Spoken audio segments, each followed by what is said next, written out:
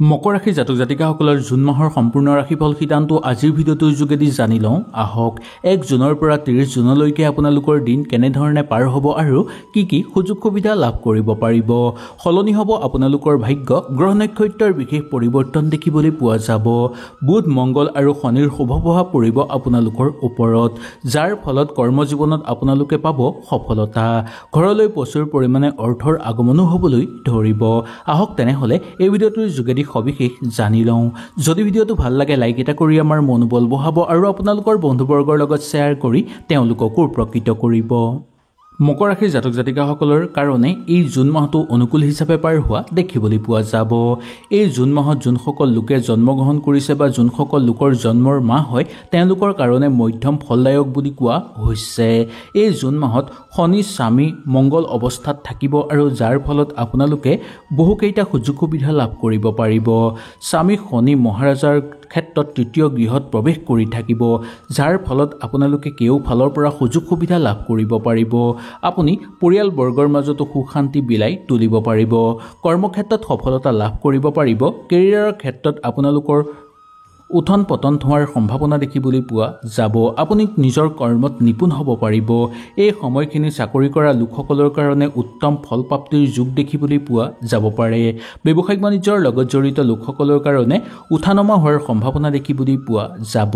বিদ্যাৰ্থীসকলৰ কাৰণে অনুকূল প্ৰভাৱ দেখিবলৈ পাব। মাহৰ আৰম্ভণিতেই আপোনালোকৰ বিশেষ অনুকূল দেখিবলৈ পোৱা যাব। আপোনালোকৰ চিন্তা শক্তি, স্মৃতি শক্তি, মেধাবী শক্তি বৃদ্ধি পোৱাৰ সম্ভাৱনা দেখিবলৈ পোৱা যায়। পঢ়া শুনা কৰা লোকসকলৰ কাৰণে এই শুভ ফলদায়ক দেখিবলৈ পোৱা যাব। এই মাহটোত এই জুন মাহত পাৰিবাৰিক জীৱনত আপোনালোকৰ অনুকূল হোৱাৰ সম্ভাৱনা দেখিবলৈ পোৱা যায়। পৰিয়ালবৰ্গৰ কোনো কৰ্তব্যৰ কাৰণে আপোনালোকে নিষ্ঠাৱানভাৱে সেই কৰ্তব্য পালন কৰিব পাৰিব আৰু মিতিৰৰ মানুহৰ বা আত্মীয়ৰ লগত আপোনালোকৰ অহা যোৱাৰ সম্বন্ধ গ্ৰহ লৈ উঠিব। পাৰিবাৰিক হৈ থকাৰ ফলত আপোনালোকৰ অনুকূল প্ৰভাৱ দেখিবলৈ পোৱা যায়।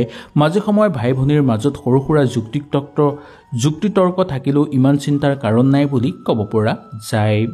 পৰিয়ালবৰ্গৰ মাজত অশান্তি দূৰ হৈ ঘৰত সুখ শান্তি বিৰাজ হোৱাৰ সম্ভাৱনা দেখিবলৈ পোৱা যাব। প্ৰেমৰ সম্পৰ্ক আৰম্ভণিৰ পৰাই আপোনালোকৰ ভাল হৈ থাকিব। বৈবাহিক ক্ষেত্ৰত আপোনালোকৰ কিছু চাপ থকাৰ সম্ভাৱনা দেখিবলৈ পোৱা যাব পাৰে। সেইকাৰণে কিছু ক্ষেত্ৰত আপোনালোকে অলপ সাৱধানতা চাই বুজি চলিবলৈ চেষ্টা কৰিব। জীৱনসংগী আপোনাৰ মাজত কাজিয়া পেচাল যাতে নহয় তাৰ প্ৰতি লক্ষ্য ৰাখিব। আপোনাৰ জীৱনসংগীৰ স্বাস্থ্যৰ সমস্যাই দেখা দিয়াৰ সম্ভাৱনাও আছে। সেইকাৰণে জীৱনসংগীৰ স্বাস্থ্যৰ প্ৰতি অকণমান লক্ষ্য ৰাখিবলৈ আপোনালোকে চেষ্টা কৰক। আৰ্থিক জীৱনৰ ক্ষেত্ৰত আপোনালোকৰ উত্থান পতন দেখিবলৈ পোৱা যাব পাৰে। আপোনালোকৰ আয় মাত্ৰা বৃদ্ধি হ'ব, কিন্তু ব্যয়ৰ মাত্ৰাও বৃদ্ধি হোৱাৰ সম্ভাৱনা আছে। এইখিনি সময়ত চাকৰিয়ালসকলৰ কাৰণে ভাল ফলপ্ৰাপ্তিৰ যোগ দেখিবলৈ পোৱা যাব আৰু চাকৰিৰ স্থিতি আপোনালোকৰ শক্তিশালী হৈ পৰিব। আৰ্থিক ক্ষেত্ৰতো আপোনালোকে ভাল ফল লাভ কৰিব পাৰিব বা ভাল লাভৱান হোৱাৰ সম্ভাৱনা দেখিবলৈ পোৱা যাব। জুন মাহটো আপোনালোকৰ কাৰণে অনুকূল হিচাপে পাৰ হ'ব। মাহটো স্বাস্থ্যৰ দিশৰ পৰা আপোনালোকৰ কিছু দুৰ্বল হৈ পৰাৰ সম্ভাৱনা আছে। লগতে আপোনালোকৰ সন্তানৰ স্বাস্থ্যও দুৰ্বল হৈ পৰিব পাৰে। সেইকাৰণে স্বাস্থ্যৰ প্ৰতি অকণমান লক্ষ্য ৰাখিবলৈ চেষ্টা কৰিব।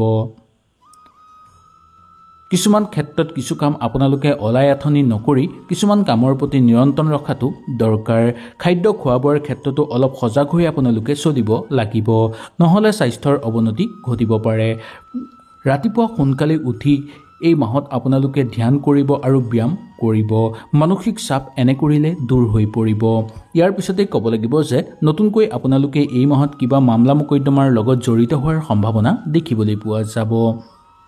শিল্পী সাংস্কৃতিক জগতৰ লগত জড়িত লোকসকলৰ দূৰ ভ্ৰমণৰ যোগ দেখিবলৈ পোৱা যায়। এই ৰাশিৰ জাতক জাতিকাসকলৰ বিভিন্ন ক্ষেত্ৰত অনুকূল হোৱাৰ সম্ভাৱনা দেখিবলৈ পোৱা যায়। কেৰিয়াৰৰ দিশৰ পৰাও আপোনালোকৰ মধ্যম হিচাপে পাৰ কৰিব পাৰিব। বিদেশ যাত্ৰা বা দূৰ ভ্ৰমণৰ যাত্ৰাৰ সম্ভাৱনা আপোনালোকৰ দেখিবলৈ পোৱা যাব।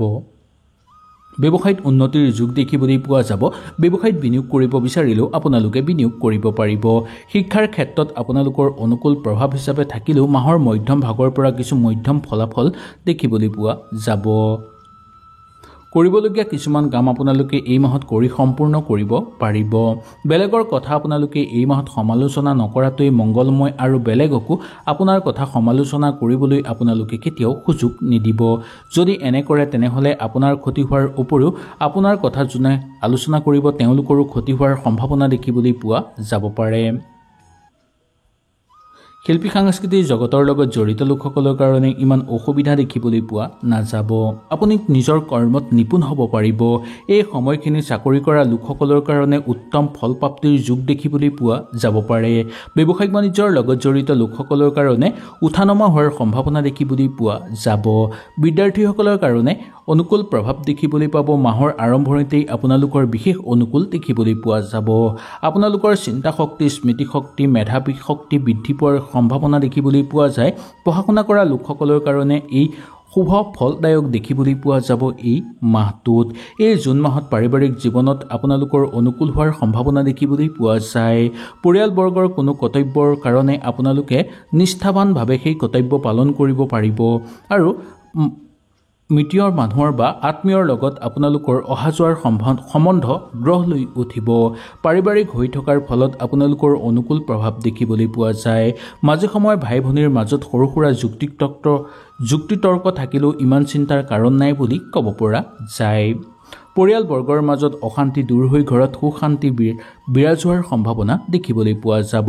প্ৰেমৰ সম্পৰ্ক আৰম্ভণিৰ পৰাই আপোনালোকৰ ভাল হৈ থাকিব।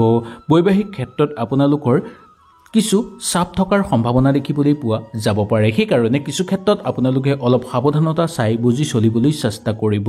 জীৱনসংগী আপোনাৰ মাজত কাজিয়া পেচাল যাতে নহয় তাৰ প্ৰতি লক্ষ্য ৰাখিব। আপোনাৰ জীৱনসংগীৰ স্বাস্থ্যৰ সমস্যাই দেখা দিয়াৰ সম্ভাৱনাও আছে। সেইকাৰণে জীৱনসংগীৰ স্বাস্থ্যৰ প্ৰতি অকণমান লক্ষ্য ৰাখিবলৈ আপোনালোকে চেষ্টা কৰক। আৰ্থিক জীৱনৰ ক্ষেত্ৰত আপোনালোকৰ উত্থান পতন দেখিবলৈ পোৱা যাব পাৰে। আপোনালোকৰ আয় মাত্ৰা বৃদ্ধি হ'ব কিন্তু ব্যয়ৰ মাত্ৰাও বৃদ্ধি হোৱাৰ সম্ভাৱনা আছে। এইখিনি সময়ত চাকৰিয়ালসকলৰ কাৰণে ভাল ফলপ্ৰাপ্তিৰ যোগ দেখিবলৈ পোৱা যাব আৰু চাকৰিৰ স্থিতি আপোনালোকৰ শক্তিশালী হৈ পৰিব। আৰ্থিক ক্ষেত্ৰতো আপোনালোকে ভাল ফল লাভ কৰিব পাৰিব বা ভাল লাভৱান হোৱাৰ সম্ভাৱনা দেখিবলৈ পোৱা যাব। জুন মাহটো আপোনালোকৰ কাৰণে অনুকূল হিচাপে পাৰ হ'ব। মাহটো স্বাস্থ্যৰ দিশৰ পৰা আপোনালোকৰ কিছু দুৰ্বল হৈ পৰাৰ সম্ভাৱনা আছে। লগতে আপোনালোকৰ সন্তানৰ স্বাস্থ্যও দুৰ্বল হৈ পৰিব পাৰে। সেইকাৰণে স্বাস্থ্যৰ প্ৰতি অকণমান লক্ষ্য ৰাখিবলৈ চেষ্টা কৰিব। কিছুমান ক্ষেত্ৰত কিছু কাম আপোনালোকে অলাই আথনি নকৰি কিছুমান কামৰ প্ৰতি নিয়ন্ত্ৰণ ৰখাটো দৰকাৰ। খাদ্য খোৱা বোৱাৰ ক্ষেত্ৰতো অলপ সজাগ হৈ আপোনালোকে চলিব লাগিব, নহ'লে স্বাস্থ্যৰ অৱনতি ঘটিব পাৰে। ৰাতিপুৱা সোনকালে উঠি এই মাহত আপোনালোকে ধ্যান কৰিব আৰু ব্যায়াম কৰিব। মানসিক চাপ এনে কৰিলে দূৰ হৈ পৰিব। ইয়াৰ পিছতেই ক'ব লাগিব যে নতুনকৈ আপোনালোকে এই মাহত কিবা মামলা মোকদ্দমাৰ লগত জড়িত হোৱাৰ সম্ভাৱনা দেখিবলৈ পোৱা যাব। শিল্পী সাংস্কৃতিক জগতৰ লগত জড়িত লোকসকলৰ দূৰভ্ৰমণৰ যোগ দেখিবলৈ পোৱা যায়। এই ৰাশিৰ জাতক জাতিকাসকলৰ বিভিন্ন ক্ষেত্ৰত অনুকূল হোৱাৰ সম্ভাৱনা দেখিবলৈ পোৱা যায়। কেৰিয়াৰৰ দিশৰ পৰাও আপোনালোকৰ মধ্যম হিচাপে পাৰ কৰিব পাৰিব। বিদেশ যাত্ৰা বা দূৰভ্ৰমণৰ যাত্ৰাৰ সম্ভাৱনা আপোনালোকৰ দেখিবলৈ পোৱা যাব। ব্যৱসায়িত উন্নতিৰ যোগ দেখিবলৈ পোৱা যাব। ব্যৱসায়িত বিনিয়োগ কৰিব বিচাৰিলেও আপোনালোকে বিনিয়োগ কৰিব পাৰিব।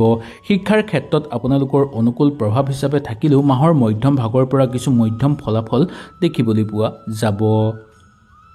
কৰিবলগীয়া কিছুমান কাম আপোনালোকে এই মাহত কৰি সম্পূৰ্ণ কৰিব পাৰিব।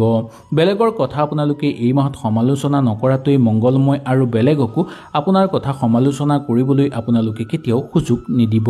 যদি এনে কৰে তেনেহ'লে আপোনাৰ ক্ষতি হোৱাৰ উপৰিও আপোনাৰ কথা যোনে আলোচনা কৰিব তেওঁলোকৰো ক্ষতি হোৱাৰ সম্ভাৱনা দেখিবলৈ পোৱা যাব পাৰে। হয়তো এই ভিডিঅ'টোৰ যোগেদি আপোনালোকে সুন্দৰভাৱে বুজি পালে। যদি কিবা অসুবিধা পালে নিশ্চয় মোক তলত কমেণ্ট কৰি জনাব। আপোনাৰ সকলো কমেণ্টৰ উত্তৰ মই আপোনালোকক দিবলৈ চেষ্টা কৰিম। তেনেহ'লে আজিলৈ নমস্কাৰ।